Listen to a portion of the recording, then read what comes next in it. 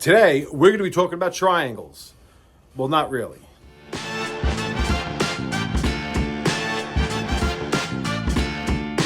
Hey guys, Justin with Backyard Bushcraft. So we are going to be talking about triangles today, just not the type that you're probably thinking of. So the two I have in mind, number one, you've probably heard of, is the fire triangle. And the second one that you've probably heard of is the fire tetrahedron. So I love getting to the woods. I love going to the mountains. And unfortunately, today is one of those days, or it's one of those weekends where I really can't escape the house. Wife's working a crazy schedule. I have laundry to fold. And unfortunately, I'm pretty much stuck here for most of the day. But I figured what a great opportunity, take advantage of the nice weather, get outside into the backyard, and go over 3 fire skills that you can learn in your backyard as a beginner. If you are one of those people that are just getting involved, in bushcraft or the outside world, this video is for you. If your skills aren't really sharp yet, as far as being super confident and going out into the woods and making a fire in any condition, then again, this video is for you. And even if you're a seasoned vet, maybe you could pick up some pointers and even turn around and tell me some things that I got wrong about how you go about making a fire confidently while you're outside. Today, we're going to try to keep it as simple as possible. We're going to talk about tinder and the fire triangle very briefly. We're going to talk about one reliable fire lay that you can build confidently and know that every single time that you build a fire, you're going to be able to sustain that fire without any problem. And then we're going to talk about maybe 2 or 3 different ways that you can ignite that fuel source. So the easiest way to build a tinder bundle while you're home is to grab something as simple as a cotton ball, right? So you go and you fluff this out, you get it all nice and fluffy, and then you're gonna light this on fire. And there you have your basic fire triangle. You have your heat source, you have your fuel source, and then you have your oxygen that's feeding that fire.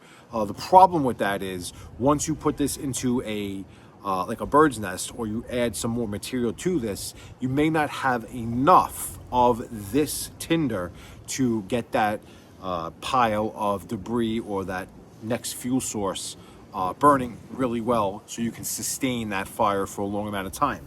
And how you change that fire triangle into a fire tetrahedron is by taking some petroleum jelly and you put that on your cotton balls, right? And what you're now doing is not only do you have your fuel source, not only do you have your ignition source, not only do you have your oxygen, but now you're causing a chemical reaction with that Vaseline or with that petroleum jelly that is going to help burn this cotton for an extremely long time, longer than if it was just by itself, and help you get your tinder bundle or help you get your next pile of material up and going to be a more sustainable fire to work with. Okay, so now you have your tinder bundle here. You're gonna get ready to make your fire, right? You're gonna put this in your fire pit.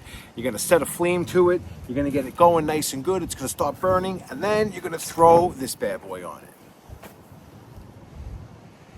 Not the way to do things, okay? And this is where most people will fail when it comes to making a sustainable fire. So here's what I want you to think of. I want you to think of small, medium, and large. That's how I want you to envision how you're gonna pick your material once you get your tinder bundle or your fuel source that you're gonna use to initially get your fire going, your tinder going, to then add to your fire. Okay, so I have an example here of what your material pile should look like, okay?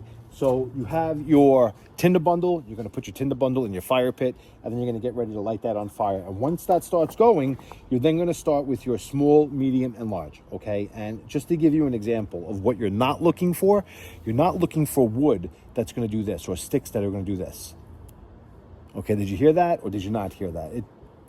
Right, so this is just, it's not snapping. And the reason why this isn't snapping is because there's a lot of moisture still in this stick of wood.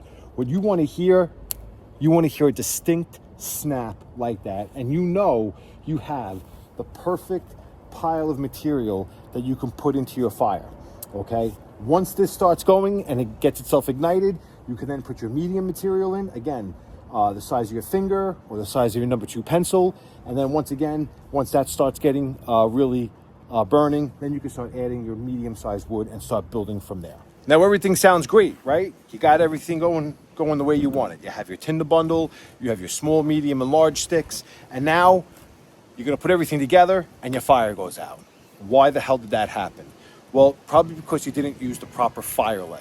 Now, there are a lot of different ways that you can build a fire. You can do the teepee, you can do like a log cabin, or you could do a lean-to. I personally prefer the lean-to. I like using what they call a backstop in the back of my fire. Okay, I'm going to show you what that looks like. I'm going to show you how I would get everything set up, how I would light the fire, and how then I would build from there. But if you were just to take your pile of sticks, your pile of wood, again, remember, you have to have that triangle. You have to have not just your heat source, not just your material, and not just that chemical reaction, but you also need some oxygen that's going to be able to feed that fire. And if you have all of that material on top of itself, it's just going to smother itself out, and you're not going to get enough oxygen to feed that fire, to sustain it the whole time that you're at camp. So what we want to do, or what I like to do, is I like to get a little backstop. I put everything on kind of like a lean-to, and this way now I have constant flow of oxygen underneath my fire, and that's going to help sustain that fire and that flame the entire time, no matter what the conditions are, next to a torrential downpour. But you will, more times than not, be one of the only people to have that flame going no matter what conditions you have outside.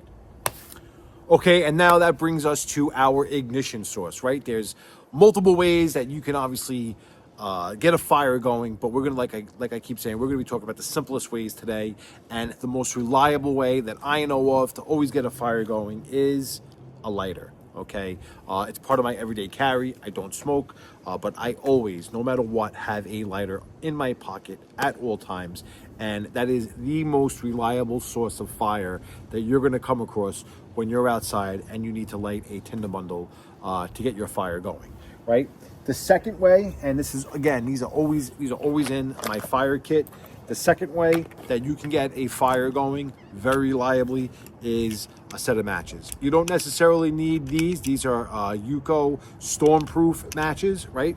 You don't necessarily need the Yuko stormproof matches. Any set of matches will work, but once you get that tinder bundle going, it's a reliable source, again, to get that fire going, and to not really have to panic that you're in the woods and now you can't start that fire. So again, we're trying to make life easy. This is very simple, very basic. Stick to what works, which is a lighter, and you have your matches.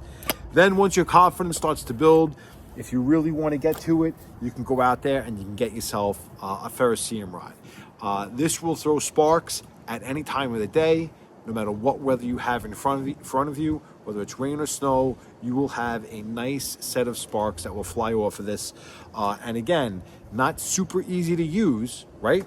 But if you're home in the backyard, you don't have a way to get outside to the woods to practice, this is where you want to do this. In your backyard, you want to grab your ferrocerium rod, and you really want to make sure that you build that confidence up enough so when you finally do get out in the woods, you can pull this bad boy out and throw sparks like it's the 4th of July. I suggest not getting those little tiny small ferro rods if you're just beginning. Again, those work fine, but sometimes it can be a little tricky. It might not throw enough sparks, and the strikers that come with it really aren't that great, so it could get to be a little frustrating. And again, like I keep telling you, we want to make sure that you go out there and perform like a rock star. One of the most important things you want, though, with your ferro rod is, if you're going to use a knife like I do usually, is you want to make sure the spine of your knife is like 90 degrees, and this way you're not just rolling off, but you're actually, you're throwing a good amount of sparks. And also, to make sure you get this skill down right, instead of really having to use your knife as the way to throw those sparks, I would suggest you take the ferro rod and you pull the ferro rod back, right? So this way you're pretty much going to get sparks all the time. Okay, so now it's the moment of truth. All right, we are going to take just a piece of burnt wood, and we're going to use that as our backstop in our fire pit, okay? And that's where I'm going to start building my lean-to. We're going to take my tinder bundle, which I have right here, okay? And we're going to put it right in front of our backstop. And because we're not going to use a fire. We're not going to use a match or a lighter today. We're going to use the ferro rod. We're just going to throw some sparks on this, and hopefully in one strike, I hit it enough where it should go right up. And there you go. Okay, so again, like I said, you have your tinder bundle that's burning.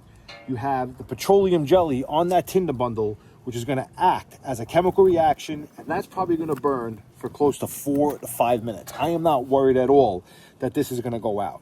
So once we get this going like it is, again, we're going to take our small pile of wood, or a small pile, toothpick size pile of wood, and we're going to lay this again as a lean-to on top of our backstop to ensure that we have enough oxygen to feed this fire.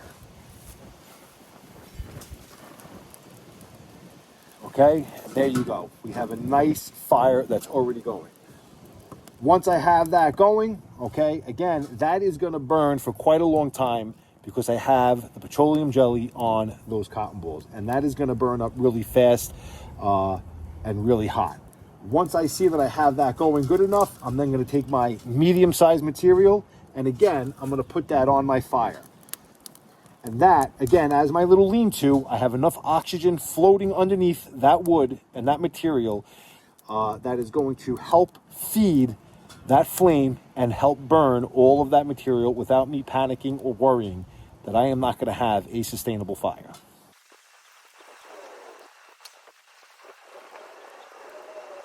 Okay, guys, I'm pretty confident that I have a pretty good fire going right now, okay? And now what I'm going to do is I'm going to take some of my larger material, and I'm going to lay my larger material on top of that and now start building from there.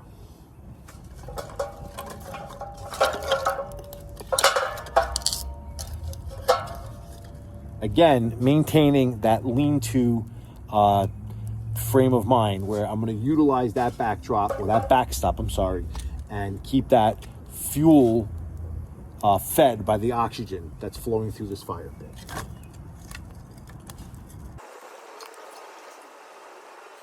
Just like that, we have 3 fire skills that you can learn in your backyard as a beginner.